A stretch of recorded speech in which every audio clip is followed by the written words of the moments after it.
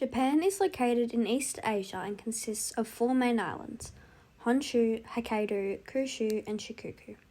And the primary language spoken in Japan is Japanese. The population of Japan is 123.7 million people as of September 2023, which is very high. Japan is also known for its high income standard and high level of employment. Japan is open to foreign direct investments, FDIs, with the Japanese government seeking to attract foreign business and investors to increase their already high economy. In fact, Japan has taken action to liberalise its FDI regulations over the past few years in order to reduce restrictions on foreign investments in various industries. Japan continues to have a reputation for having labour regulations that are rather rigorous and intended to protect the rights and welfare of workers. These laws include a wide range of employment-related topics such as working hours, minimum wage requirements, employees' perks, including paid time off for vacation and illness, workplace safety measures, and termination processes. In Japan, companies are required to offer a safe working environment and the relevant training. Workplace safety is given high priority. The country's labour market is heavily influenced by labour unions who engage in collective bargaining to defend employees' rights and interests. It is against the law to discriminate at employment on the basis of a person's gender, age, or nationality. In spite of these rules, Japanese businesses have long favoured a soft human resource management model with lifetime employment, seniority-based processes, and a focus on teamwork and employee development.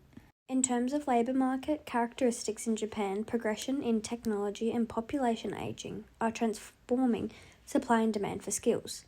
This can make it more difficult for organisations to find employers with the right skills and capabilities, and even for employees to find jobs that match their skills. This is why oftentimes organisations are looking for potential employees worldwide to offer suitable jobs to. Japan's population is also ageing rapidly, which is leading to a strong demand for certain old age-related goods and services, as well as searching for younger employees who have different outlooks and skills to present to organisations. The regulatory environment in Japan is also important to consider, as Japan has strict labour laws and regulations which play a significant role in shaping their labour market in terms of working hours and labour unions.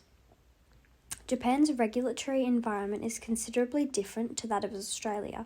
However, both countries have a relatively high employment rate, as well as seniority-based pay and promotions.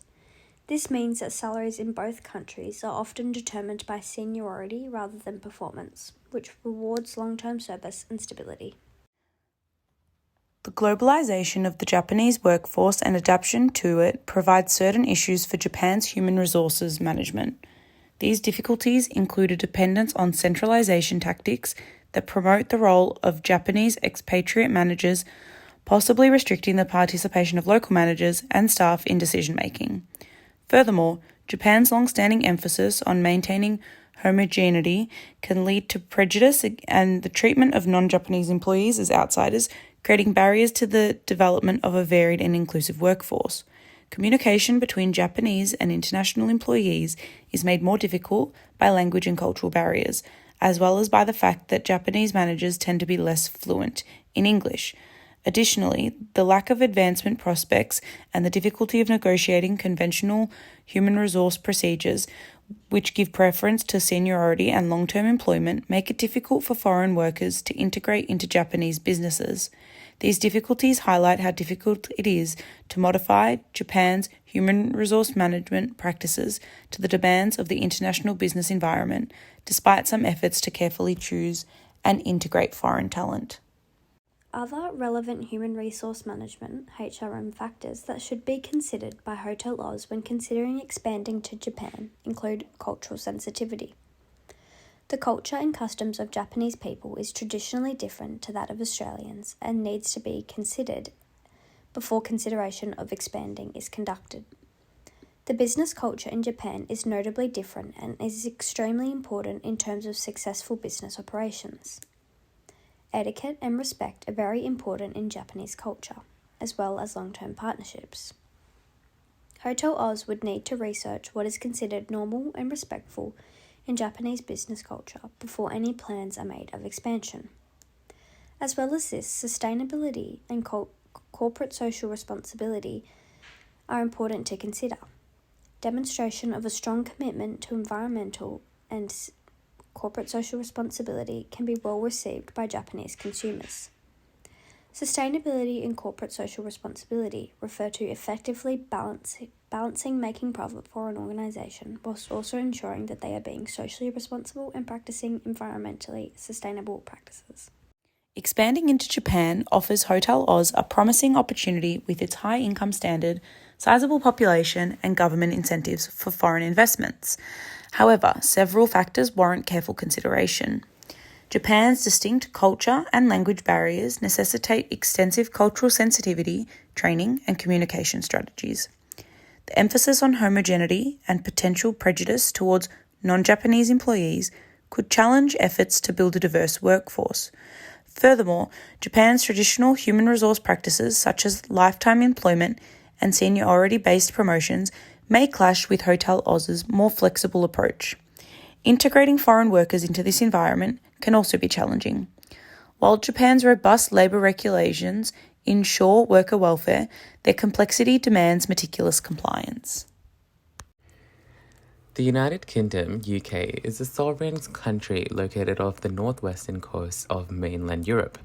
It consists of 4 constituent countries: England, Scotland, Wales, and Northern Ireland.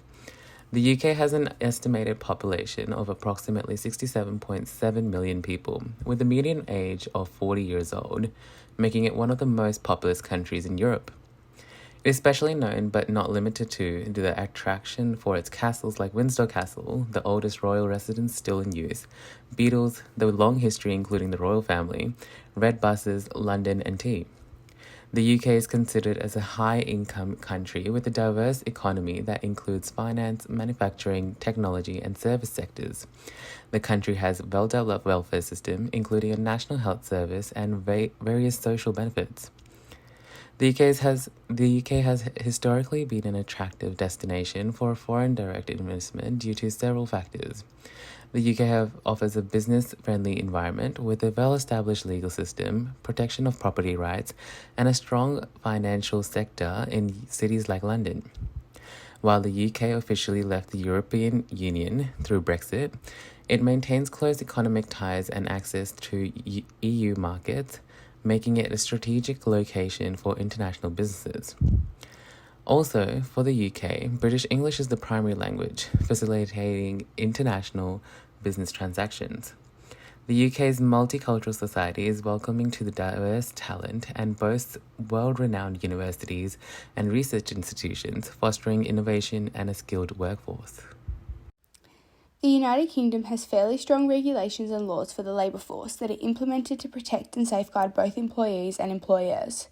Extremely similar to Australia, the United Kingdom has fairly strict and meticulous laws that defend employees from discrimination. Protected under their Equality Act 2010, employers cannot discriminate against characteristics such as age, sex, race, religion, or disability.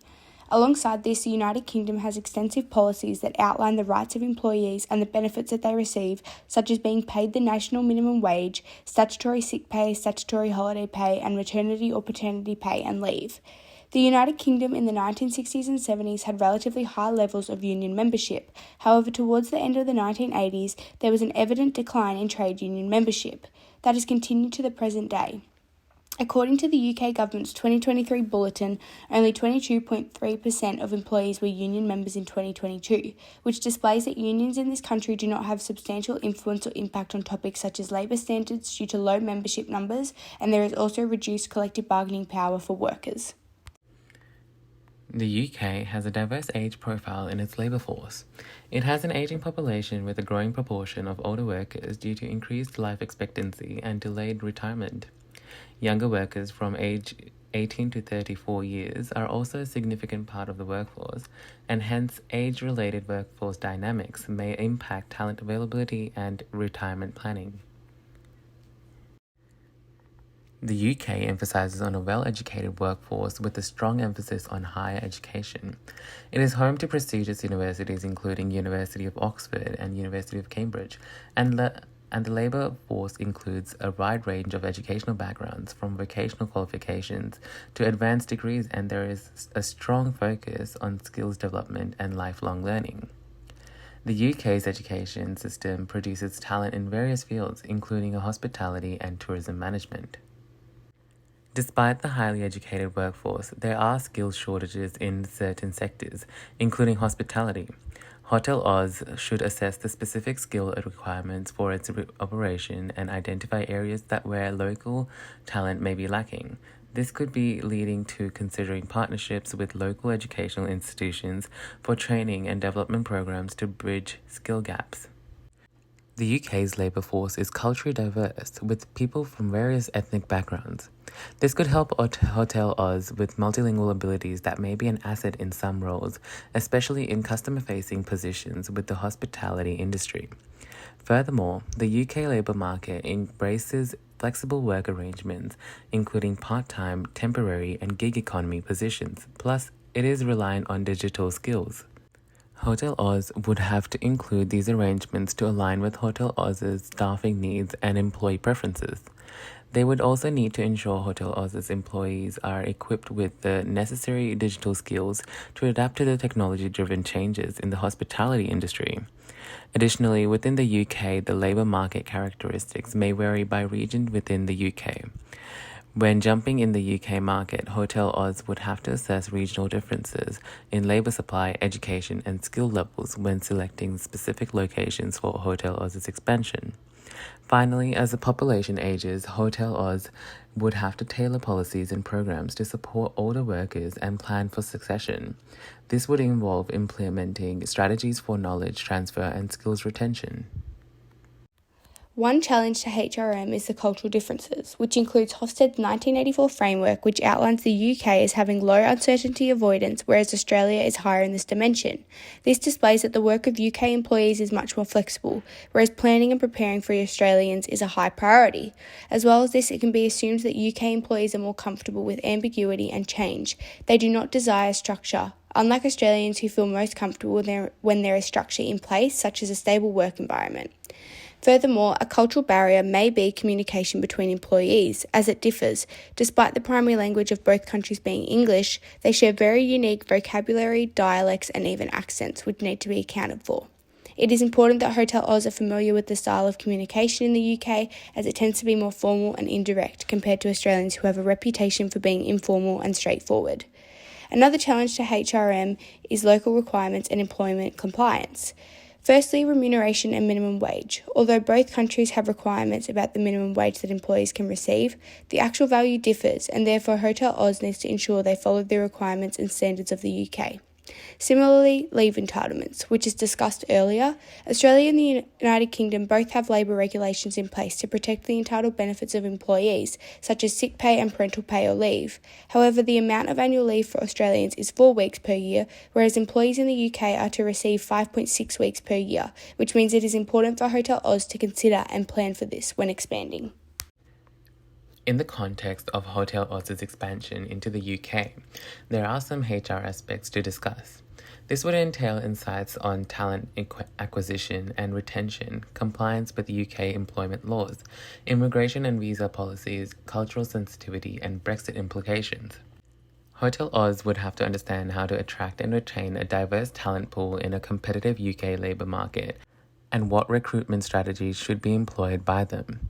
It also includes making informed decisions with the understanding of what are the key employment laws in the UK and that Hotel Oz must comply with, such as minimum wages, working time regulations, and anti-discrimination laws, and that what are UK standards to evaluate performance, including regular appraisals and goal setting to learn and grow, hence applying these to plan strategies for staff in line with Hotel Oz. Additionally, human capital would have to check how to navigate the UK's immigration policies to ensure that it can hire international staff when needed. Plus, Hotel Oz should promote a cultural sensitivity in the workforce culture to accommodate the UK's diverse workforce. Finally, when making the move to the UK, there would be also the issue to consider any potential impacts and adjustments that might arise due to the Brexit and environment, particularly concerning international talent recruitment, trade regulations, sustainability, and corporate social responsibility, which helps build trust, reputation, and connection with the conscious consumers. Expanding into the UK has many potential benefits, including that the culture is similar and they share a common primary language of English. The UK is similar to Australia, being multicultural and encouraging diversity. As well as this, the UK also has a highly educated and skilled workforce as the country places emphasis on higher education, and expansion into the UK may assist with further expansion into the European market. However, there are also some limitations that may make expansion challenging, such as the difficulties of obtaining and retaining visas due to the immigration policy changes post-Brexit, and the geographical distance and time differences may disturb collaboration and teamwork between Australia and the UK, including team meetings. Overall, after discussing the reasons for and against the expansion into both countries, Japan and the UK, it is clear that the most beneficial recommendation for Hotel Oz is to expand into the United Kingdom.